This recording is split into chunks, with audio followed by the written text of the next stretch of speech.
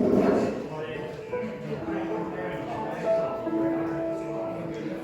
get their attention.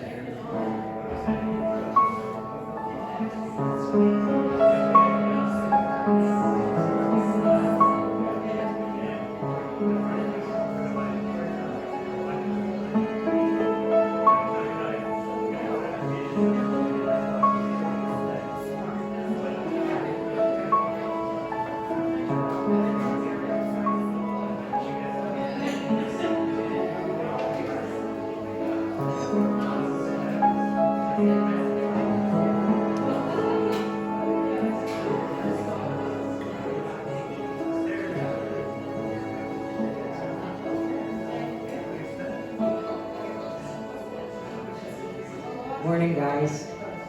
Anybody feel like singing? Especially people standing up and already the diaphragm. We're going to get started this morning, and I'm just keeping in Peter's theme of older and mostly familiar, sort of. Something like that. Hopefully simple enough to sing along.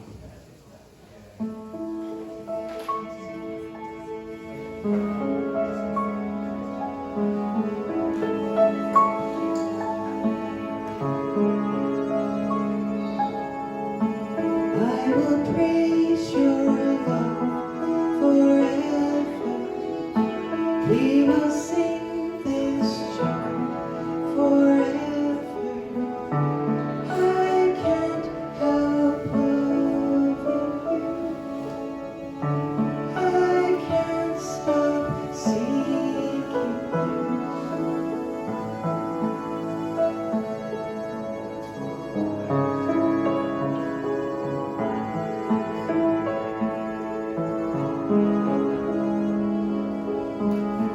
I will praise your love forever. We will sing this joy forever. I can't help loving you. I can't stop seeking you. I owe my life to you. I give my all to you. I can't forget your love song. You gave me hope to lean on. I am in love with you, Lord. There is no love like you, Lord. You are the joy of heaven, our love, the crown of heaven.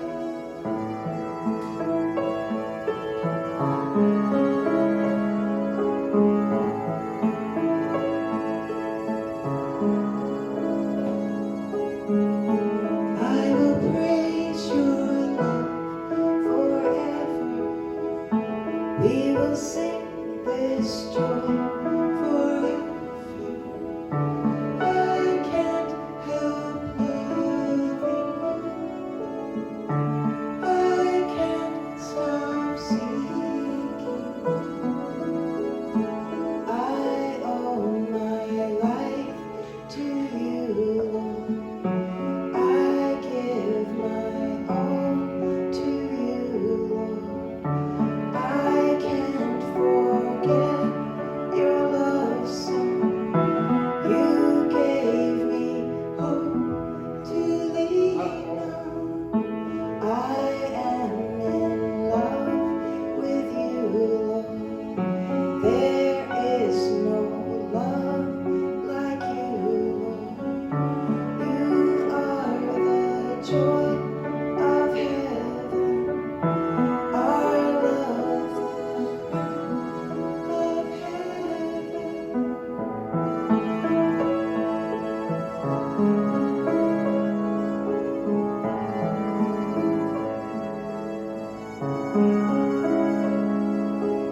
God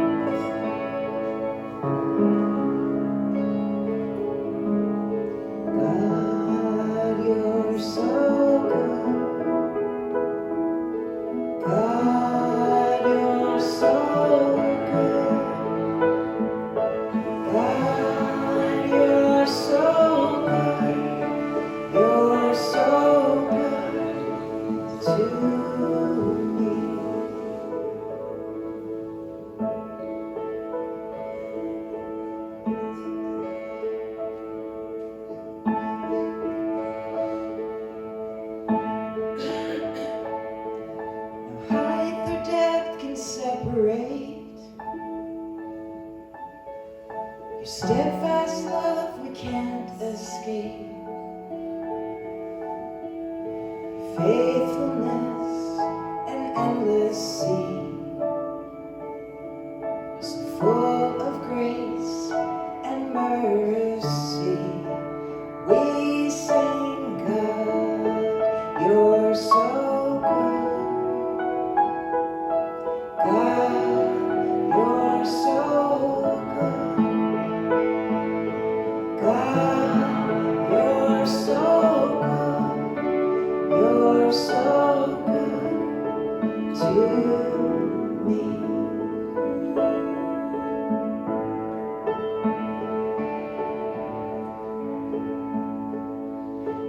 Hardened by the past no more. My innocence has been restored. Forgiveness flows from your veins. Your kindness shown in all your ways.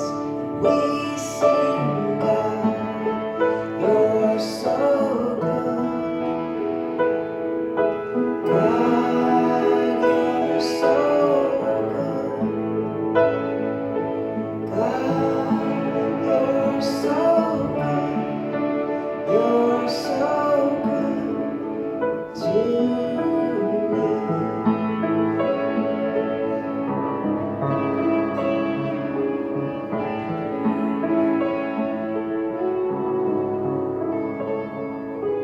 God, you're so good.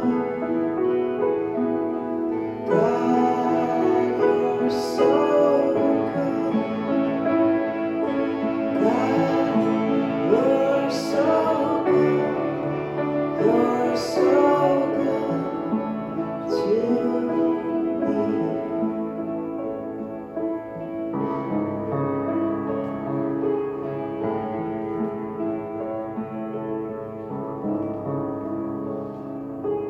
Hope is rising like the sun. The old is gone, the new has come. I fix my eyes on Christ alone. My rock, my shield, my cornerstone. We sing, God, you're so good. God, you're so good. God, you're so good. You're so good to me.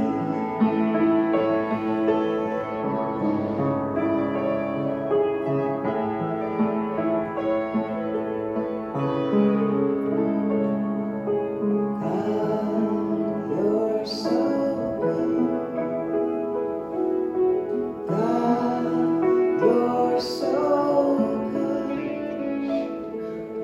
God, you're so good. You're so good to me.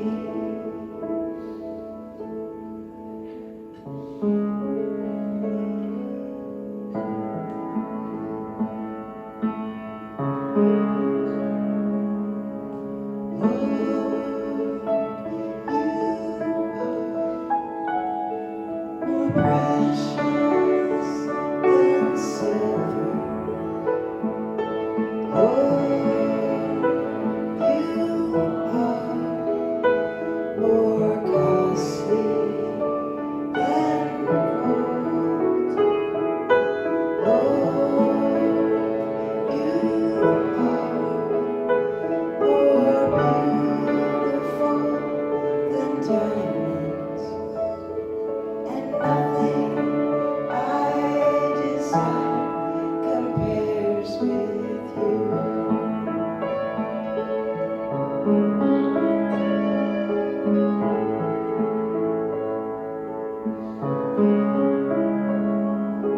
Lord, you are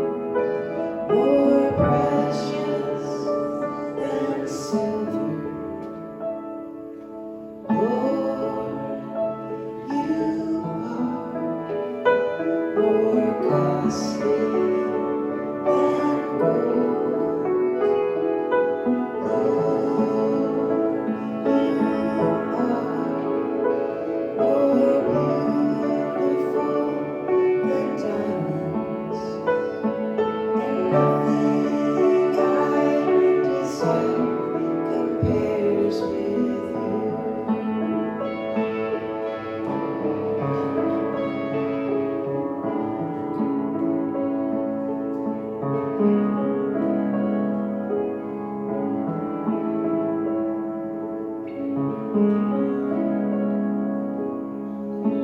I will praise your love forever. We will sing this joy forever. I can't help loving you. I can't stop seeking you. I will praise your love forever. We will sing this joy forever. I can't help loving you. I can't help seeking you.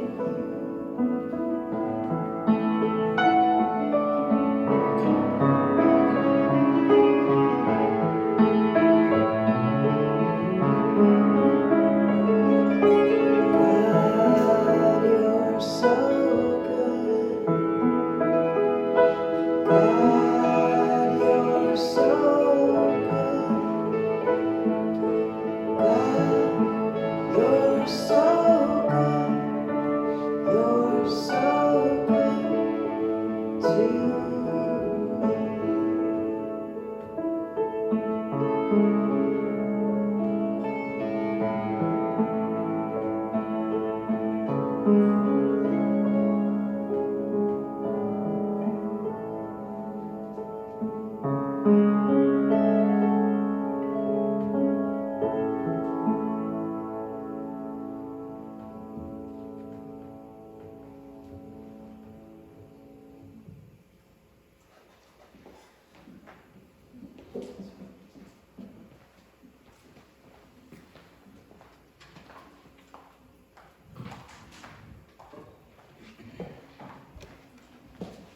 Thank you so much for that.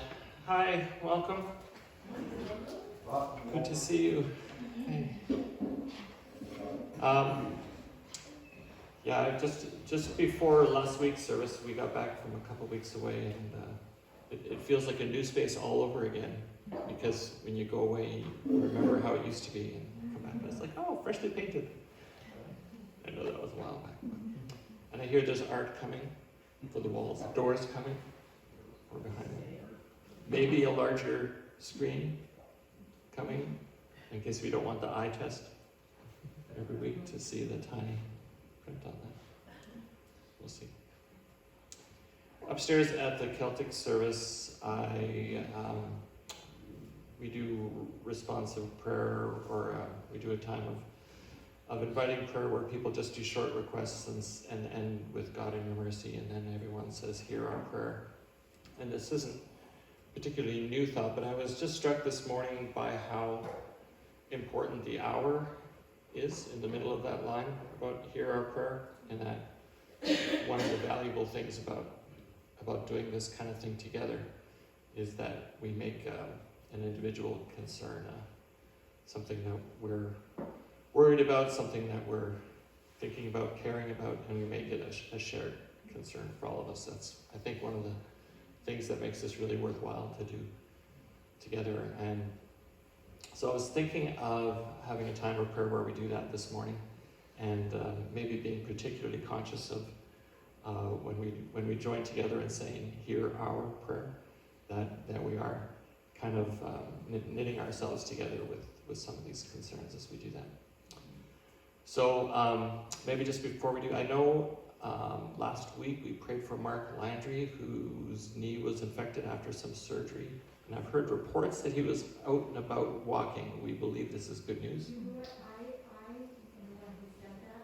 I wasn't here last week, so I didn't know about the infection. And Oh, I'm sorry. this walking thing is before that. Oh, okay. Does anyone? No, has anyone heard? Well, let's keep praying for his knee then anyway. Yeah, Peter? And I want the church to pray for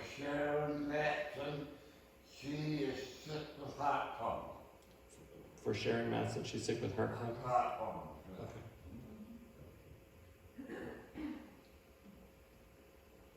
Okay, so what let's do is just any very simple thought. You can just say for this person's name. You could say for this person's name and add a phrase. And then after you do that, say, God in your mercy. And then let's all join our voices together and say, hear our prayer. And if you just do it silently, I think it's still true that the thoughts that you're having in your own hearts is also becoming part of our shared time together too. So let's be thinking about Sharon, about Mark, but anyone else that you might want to add to that as we give some time to prayer this morning. So let's pray.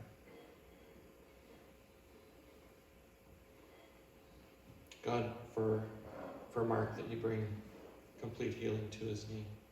God, in your mercy.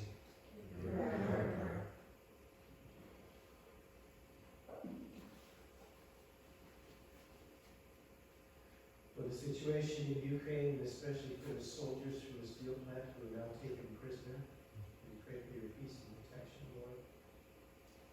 God, in your mercy. Hear our prayer.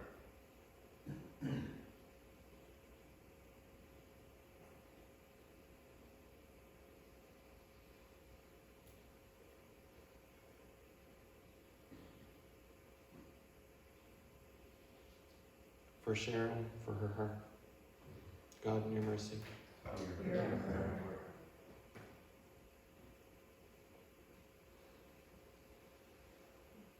For Joan, God in your mercy, hear our prayer. Hear our prayer.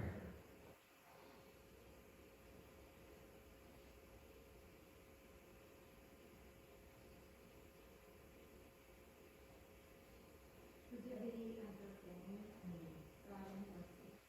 Hear our prayer.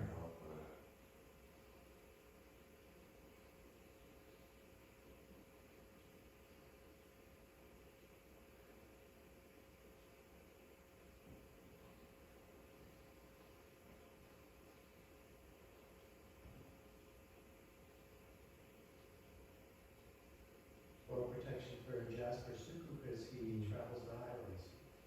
God, in your mercy. Hear our prayer. For my sister Carolyn, as her life is reorienting some, God, in your mercy.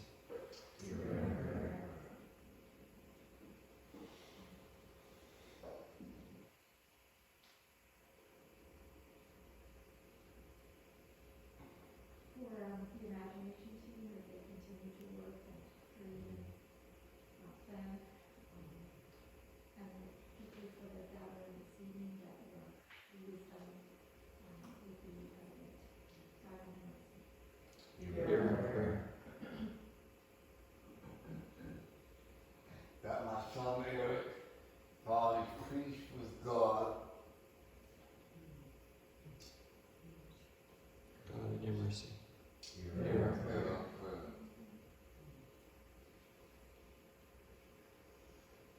For Pete and Mary Ellen as they travel, and for Noah and Kara and family as they move, God, in your mercy.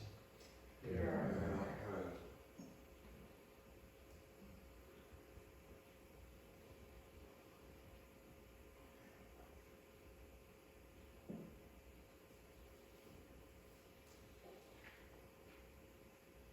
And Lord, for all of us as we continue to transition and figure out what it means to get back to something like a normal life and something like normal socializing, and just in all the maybe rifts that might have occurred during some of these months with different opinions on stuff, with just different patterns and habits that got formed. Pray that you would be in the midst of the movement and change, and that you would lead us all towards something more whole and more peace-filled. God, in your mercy. All right, thanks for joining in that. Just a few announcements. Remember, next week, for the first time in probably just a little over 2 years, maybe, we're going to have a second breakfast. So it's going to mean something a little different this time. It's going to be a potluck second breakfast. So bring something breakfasty to share. What breakfasty means, I think, is entirely up to you. But do come at the normal time, which is 10:30-ish. But there's food, so don't come late. And less to share if you come late. And there was one other thing I was meant to say. About kids or no kids? There are no kids. That's an announcement. There are no kids. No, I meant about second breakfast. Was there something else about second breakfast? Oh, yeah. You can contact Janelle or I to help. Right. If you would like to help set up for cleanup, Okay. contact us. Or just talk to me. Yeah, help is always good. So contact Janelle or Jess if you would like to help with something next week for the second breakfast. There always is a little extra work involved. Kind of fun to get back to that experiment that we did for maybe about a year or so before that. See if I can remember. It was second. This isn't the second Sunday, but we used to say second Sunday, second service, second breakfast, just to help people remember. Some of us need help remembering. Anyway, so forget the second Sunday bit. Second service, second breakfast next week. A good time will be had by all. And there are no children, so I don't need to announce that there are coloring things and activity things, and apparently some snacks. So it's possible that if there continue to be no children and you race there, at the end you might find something to nibble on. Maybe, if coffee's not enough for you. And I was going to say, Lorna, prayed for the imagination team, and so just a reminder that some really important stuff is going on, and again, there are lots of transitions, and one of the ways in which we're preparing for it and trying to bring the best life and energy to the process is that we invited an imagination team to dream together, and that tonight there's actually going to be a potluck where they share some of those ideas with the old leaders team, and just kind of harmonize a bit, and just all steps in the process that will keep unfolding through this year. So do keep remembering and praying for that process, as it's an important one. Anyone else have any other important announcements to make? We heard about Mark going on the Camino last week, so remember, you're not leaving on the actual Camino for about a month? Yeah. So we're leaving Friday for Ontario. Okay. So, and then family, kids, and Alberta, so we won't be back. Okay. Yeah. And it's a new route, so we'll pray that he doesn't get lost. Yeah. There probably are less signs. There are. Last place is asleep. That's a big thing. Yeah. All right. Well, really looking forward to hearing from Jess this morning. So, Jess, come on up and share with us.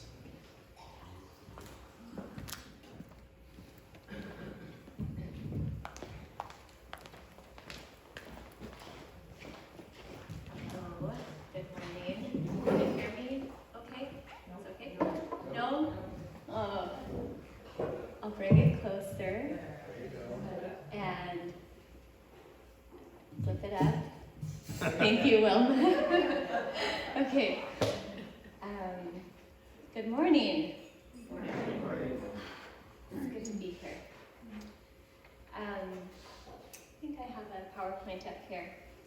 I'm just going to dive right in to this talk. I had a couple ideas coming into this Sunday, and I decided to just try to go with them without overthinking it. Not really sure if these two stories, I knew these stories had some, were in relationship with each other for me, but I never really could quite bridge it right. And so then I just decided to try. So I don't know if I've done it fully, but we'll see what happens. Anyway, I'm going to begin with a story from the Old Testament. with Hagar's story, primarily looking at it through a womanist lens. And then I'm going to invite all of you to offer your own insights about the story. And after that, I will share a story from my own life that has echoes of Hagar's encounter with God. And then after all of that, we'll listen to an Alanis Morrissette song, as all good church services should. Okay, when I was preparing for this, I discovered that Alanis Morrissette is on tour, and she will be in Toronto and Ottawa in July, and I just don't know if I can resist a road trip, so if you're interested, I think that would be a lot of fun. Okay, but first, do you remember the old Sunday school song, "Oh, be careful, little eyes, what you see"? Yeah. It goes, "Oh, be careful, little eyes, what you see. Oh, be careful, little eyes, what you see. For the Father up above is looking down in love. So be careful, little eyes, what you see. And then be careful, little ears, what you hear. Be careful, little tongue, what you say. Be careful, little hands, what you do. Be careful, little feet, where you go. Be careful, little heart, whom you trust. Be careful, little mind, what you think." So I don't know if that song was meant to scare young children or not, but I'm pretty sure it was at least an attempt to control them. And while it does say the Father is looking down in love, repeating those words week after week in the context of a punitive gospel certainly scared me. I would sing it with all the other kids and imagine God looking down at everything I did, everything I said, everything I thought. I didn't like that kind of non-consensual exposure. It's a bit much, especially for the scrupulous souls. Honestly, it's hard to know what kind of damage the fear of getting it wrong did to my psyche over time. But I do know that this fear continues to reverberate in my life today, and maybe it does for you too. When I'm not at my best, when I'm tired and stressed and not rested or secure in my belovedness, which is a lot of the time, I can really get stuck in a hypervigilant state. Be careful, be careful, be careful, be careful. But I know that this is not the kind of carefulness that brings life. It does not invite expansion. When I say those words out loud, be careful what you see, what you hear, what you say, what you do, where you go, whom you trust, what you think, I feel myself constrict. I become small. So I think there's another way to understand what it means to be seen by God, and one that has nothing to do with our behavior at all. And so to explore that idea today, I'm going to turn first to Hagar, the enslaved Egyptian woman in Genesis who names God. We're introduced to Hagar when Sarah and Abraham are struggling to conceive. And Sarai makes the decision to offer Hagar to Abraham. She has the power to do this because she owns Hagar. Hagar is an enslaved foreign woman. In fact, her name means foreigner or foreign thing. This is her Hebrew name, and it is likely the name she is given by her enslavers. Womanist theologian and Hebrew scholar, the Reverend Dr. Will Gaffney, calls Hagar the mother saint of womanism, and goes on to explain that, quote, long before our elder sister invented the word, the enslaved and formerly enslaved and newly free Africans in America identified themselves with Hagar as Aunt Hagar, or by calling themselves Hagar's children. Some of us still do, and not just among Christians. Hagar is the great mother of Islam, end quote. There are many parallels between Hagar's story and that of Black women in America, and Gaffney has done incredible work highlighting this, particularly in her book, Womanist Midrash, a reintroduction to the women of the Torah and the throne. Did that go the right way? Okay. So if you aren't familiar with womanist midrash, midrash just means interpretation. Dr. Gaffney explains it like this, quote, "Womanist biblical interpretation is rooted in the experience of Black women. It asks, what does it mean to read, see, and hear this text through the life and experience of a Black woman?" End quote. I'm starting with this because I want to learn from the wisdom of womanist theologians, and because Dr. Gaffney says that, quote, "there can be no credible reading of Hagar, Sarah, and Abraham in the Western world that does not address slavery in the Western world," end quote. It's also important to note that all biblical interpretation is cultural. We just aren't accustomed to saying things like, "I'm reading this through a dominant culture," or "as a cis, white, able-bodied person." Does that make sense? Historically, Christianity has done a horrible job of prioritizing this kind of diversity, and the dominant culture has done a horrible job of acknowledging that their view is dominant and limited. When I only look at the Bible through my own cultural perspective, I see a very narrow view of this story. There's so much we can learn as we listen to how Scripture is interpreted through the Black experience, through the Indigenous experience, through the queer experience, the refugee, the disabled, the imprisoned, and so on. I think the more diverse these stories and perspectives become, the fuller they become. So Gaffney explains it like this, quote, "One of the principles of womanist biblical interpretation is that experience is not just useful for Black women, it's useful for anyone who engages the text." End quote. So I'm not a Black woman, and therefore cannot claim to be a womanist, but I can collaborate with womanism as a person, as a student, as an ally, as a Christian, and as a feminist, and so can you. So let's read Hagar's story together, and then we'll talk about it a little bit. Okay, so I'm reading the whole chapter, Genesis 16, which isn't her whole story, but that's as much as I'll read of it today. You can follow along. Now Sarai, Abram's wife, had borne him no children, but she had an Egyptian slave named Hagar. So she said to Abram, "The Lord has kept me from having children. Go, sleep with my slave. Perhaps I can build a family through her." Abram agreed to what Sarai said. So after Abram had been living in Canaan 10 years, Sarai, his wife, took her Egyptian slave Hagar and gave her to her husband to be his wife. He slept with Hagar, and she conceived. When she knew she was pregnant, she began to despise her mistress.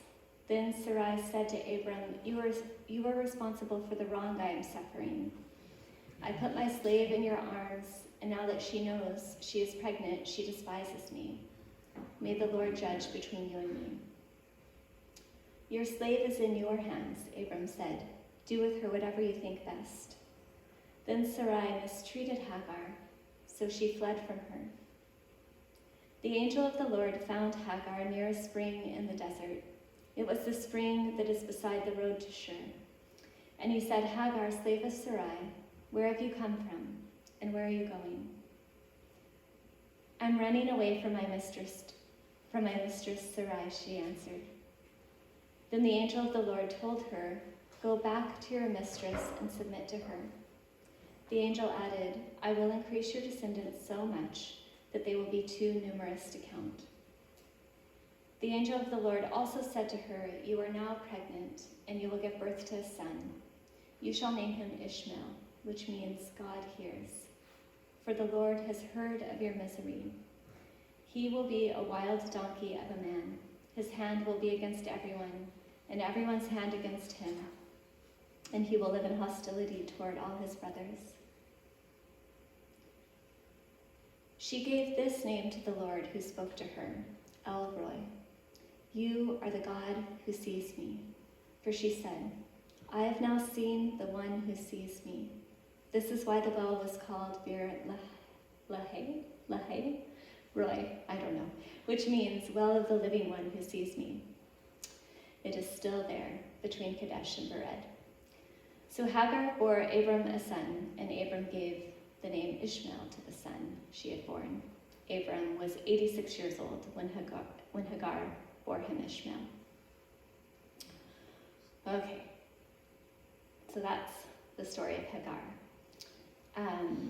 the beginning of it. So what do we know about Hagar's lived experience according to this text? I'm just going to let you say what you notice. It's kind of shocking. Mm-hmm. Like, I know it was the culture of the time, but in her through a lens now, Yeah. and thinking about hearing it through a womanist lens, it's very shocking. Mm-hmm.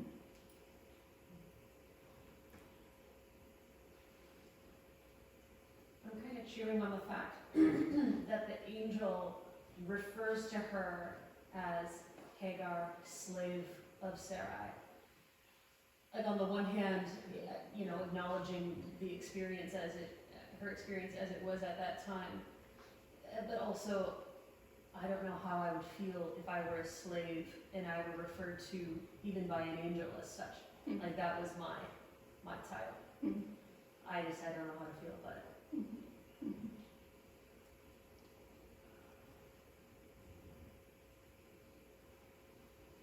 I remember reading once that barrenness was seen as God's disfavor. Mm-hmm.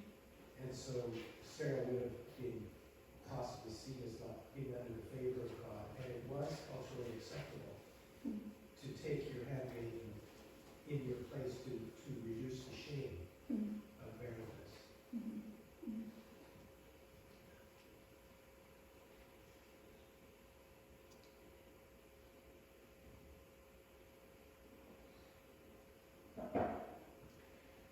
You know, some of the stories like this that I've struggled with since I was old enough to comprehend, and to comprehend that something seemed really off to me. And I've come to really appreciate these kinds of stories now in turning the perspective. And it doesn't necessarily help. It doesn't make the story any better. Right now I'm listening to that and I'm looking at it through the perspective of Ishmael and through the point of view, so the point of view of God and the point of view of Ishmael. Mm-hmm. And I think, like we were talking about as far as our cultural approach to scriptures, and we're so given, especially if we have a Christian background, we're so given to a specific point of view. And changing the point of view for me has been so radical. Mm-hmm. Not necessarily comforting, but radical. And just to see that there is this relationship between God Mm-hmm. and it's not all about Sarah and Abraham. It's also about God and Hagar. And the thing that really, you know, is still there for me is, and what about God and Ishmael? You know, that this unborn child is given this heritage already within these circumstances. One of the things I came across preparing for this by Will is that she says sometimes the problem isn't interpretation of the text, but the text, and then we're given that text to consider and to look at. In thinking about Hagar's experience, it's what the text says, but what it also doesn't say. Mm-hmm. And the text just kind of lands on, she's a slave from Egypt.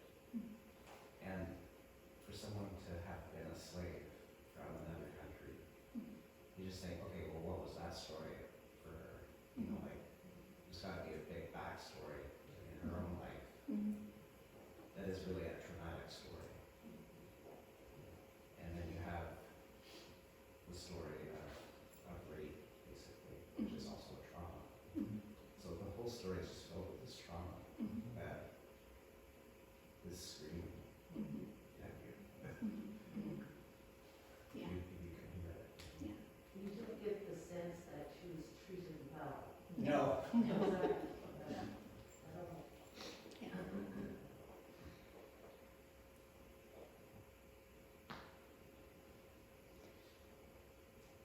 I also hear it speaking of the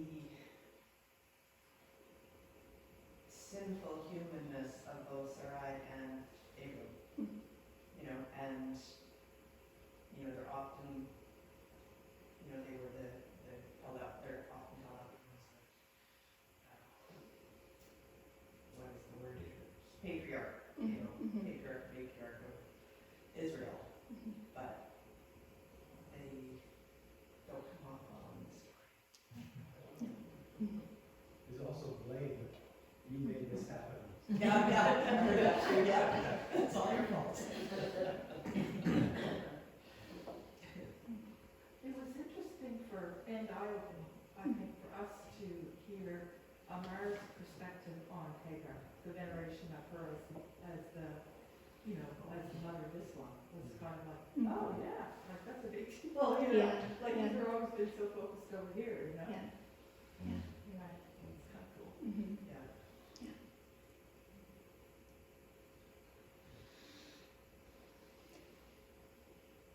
I have a few things here. She's a black woman. This is just my list of what I noticed from the text. Thank you for sharing all of yours. They add so much more to all of this. So she's a black woman, an Egyptian. She is enslaved by Sarai and Abram. She's a foreigner in this home. She is raped. She is pregnant as a result. She is upset about the pregnancy. She is abused by Sarai. She flees. She runs away. And God, or the angel of God, finds her in the wilderness. God talks to her. God has compassion for her, but cannot change her circumstances. She is seen. She is known. She sees and knows. She gives God a new name, El Roi, the God who sees me. And she is the first and only account of a person naming God in the Bible. So Hagar's story goes on. Just a few chapters later, she is in the desert again, having been sent away this time, cast out by Sarah and Abraham. Hagar and Ishmael are on the brink of death by dehydration in the desert. When God visits her again, God sees her and shows her the way to water. Despite all odds, with the help of God, Hagar keeps her son alive, builds a family, and becomes the matriarch of Islam, a faith that carries on her legacy of naming God. There are 99 names of God in Islam, names like the Emancipator, the Most Merciful, the Hidden, the Manifest, the Ever Compassionate, the Nourisher, the One, the Good, the Truth, the Light. And many people today see Hagar as a bridge between three faith traditions, Islam, Judaism, and Christianity. It's interesting that the Bible makes no distinction between Hagar's El Roi, the God who sees, and the God of Sarah and Abraham. Okay, so that's Hagar. Forget about Hagar for a second, not completely. I have a little Hagar story from my own life that I'm going to share with you. Years ago, I think it was around 2013 or 2014, I became very intentional about reaching toward my mom, whom I'd mostly avoided since becoming a mother myself because it was just so painful for me. So for just quick context, in case you don't know, my mom suffered from a serious addiction to narcotics, to heroin and meth, and she lived most of her life in the grip of that addiction, which meant we really missed out on knowing each other. So Ian and I moved to Winnipeg after spending most of our 20s living and working as missionaries in Malawi. And eventually we went looking for a church. We wandered into the Vineyard Church in downtown Winnipeg, Winnipeg's north end. And I was surprised to feel at home there because I was pretty uncomfortable in charismatic evangelical spaces, and this was one in many ways. But this church felt different to me. It had all of that stuff. But it was also home to many people suffering from addiction, poverty, systemic oppression, racism, and homelessness. And for me, I saw a church engaging with the world in a real way. I had never been in a church where my parents would blend in, and that was really something to see. It's no doubt that this exposure also triggered a lot of pain for me, but I was not alone in that pain. I was met there. I was allowed to say the truth about my life, and people responded with compassion and love. This made it possible for me to start opening my heart to a relationship with my mother again. So I started phoning my mom once in a while, which was hard to do because she was hard to reach, and her number changed a lot, but she was also hard to talk to. It was difficult to keep her attention.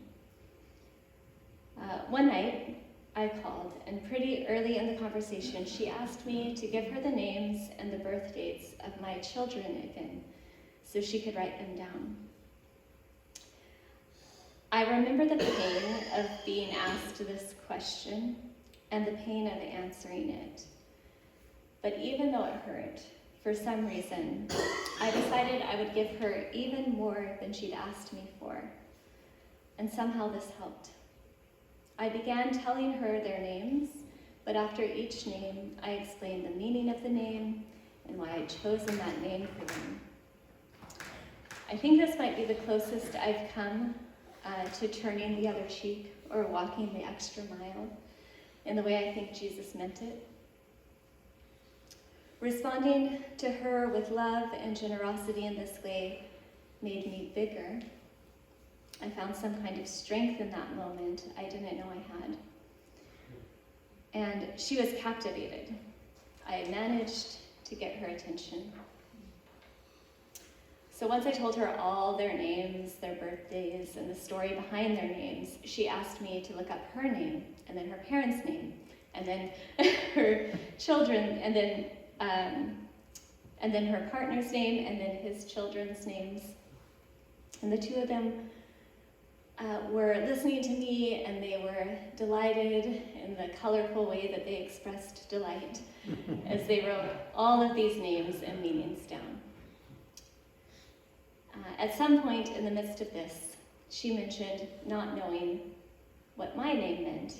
And I said every time I had looked it up, I had found the meaning wealthy, which never really meant much to me.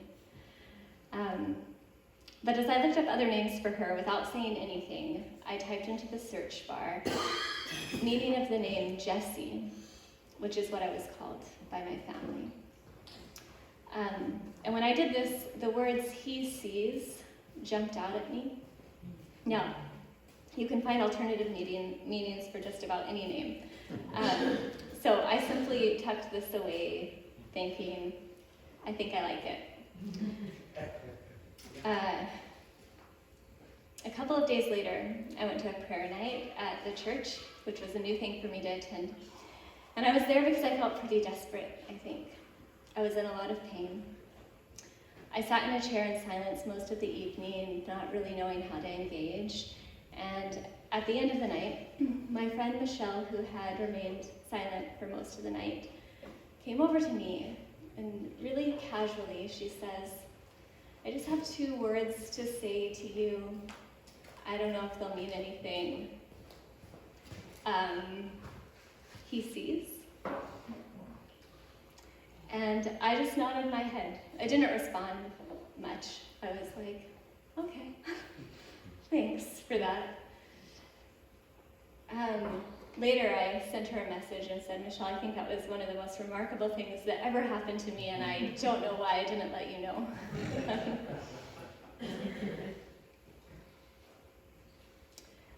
Then, just in case I didn't get it, at church on Sunday, my friend's daughter, who might have been 4 or 5, saw me from across the sanctuary, and her eyes lit up, and she beelined it right to me. And when I knelt down to greet her, she looked at me and said, Jessica, I saw you. I saw you. I just saw you. She was so earnest, and she just kept saying it, and I said, you did see me, Nora. You saw me. Later, I called her mom, who's a very good friend of mine, and I said, so you know when Nora ran over to me in the service today? And her mom said, oh, that was totally Jesus. And I said, yeah, I think so too. Okay, so maybe I'm a little more charismatic than I thought I was. I want to call it mystical, though. I'm a mystic. I don't know how these things happen. But I know that I decided to pay attention. The first he sees was private, and I didn't know what it meant or where it came from. It felt significant, but I wasn't sure. The second was the loudest affirmation I can imagine receiving. It was clear that whoever, whatever wanted me to hear this message was really trying to communicate it. And the third was the sweetest. But it too could have gone missed.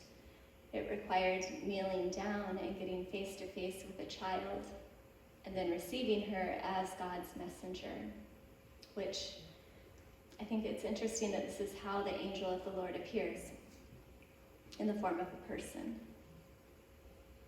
So that's my Hagar story, and I'm sure you have yours too, because God sends us messengers. Like Hagar in the wilderness, I've needed to be seen by God. Sometimes I've said that I have just wanted a witness for my life. God was Hagar's witness. I've wanted to know that in the middle of the darkest nights, when I was afraid and alone, that God saw me there, and somehow that God was near. I've hoped for this. But despite all odds, it's the wrong page. Lately, I've begun to take solace in the idea that God knows things about me that I don't even know. Like when I'm really stuck and feeling ashamed. It's comforting to imagine that there's a loving spirit, the seer, the knower, the all-compassionate, the ever-merciful, who really does see me as I am and understands who I am in ways I just don't yet. I've heard it said pretty regularly this year, because I've gotten to be a part of this imagination team, that what people love and appreciate most about this community is that they feel seen, known, and loved as they are. That only happens as we feel safe enough to let ourselves be seen. I can still be tempted to resist this kind of exposure, to be careful, careful, careful, to hide. That's why I'm always so grateful for the words in the Celtic liturgy that say, God, you have created us in your image, inviting us to live joyfully in relationship with you, with others, and with all of your creation. But often we have chosen to hide and to protect ourselves at the expense of others. The first time I encountered those words at the early service, I struggled to get them out of my mouth because they were just too true for me. And I continued to remain on the edge of weeping throughout the rest of the service, which felt incredibly vulnerable as a visitor in a church. But after surviving all of that, Walter was speaking down here. So this would have been in 2016, and he played a song at the end of his talk by Alanis Morrissette, returning me to my teenage love for her music before I rejected it out of carefulness, which I thought was devotion to God. So I had come back around, but I couldn't believe what I was hearing. Not only had I found a church that was trying to welcome, include, and affirm queer people, but they were playing Alanis Morrissette during the sermon. I really needed to hear that song in that moment of my life. I needed to know that God was really into everything, into all of me, that there was nothing to fear. So I'm going to play that song without saying much more than this, because I've said a lot already. When we understand that the God who sees us loves every part of us, all our light and all our dark, as Alanis says, it might feel scary, but it's really good. It means that we don't have to hide anymore, that we get to be seen, and we get to be known, and we get to be loved. So that's it. We can listen to this song, and then you're free.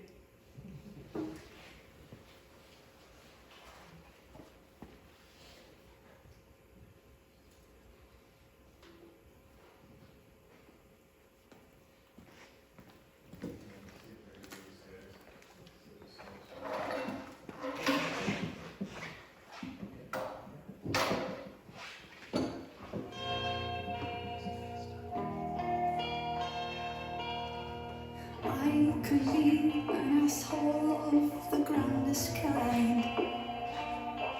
I can withhold like it's going out of style.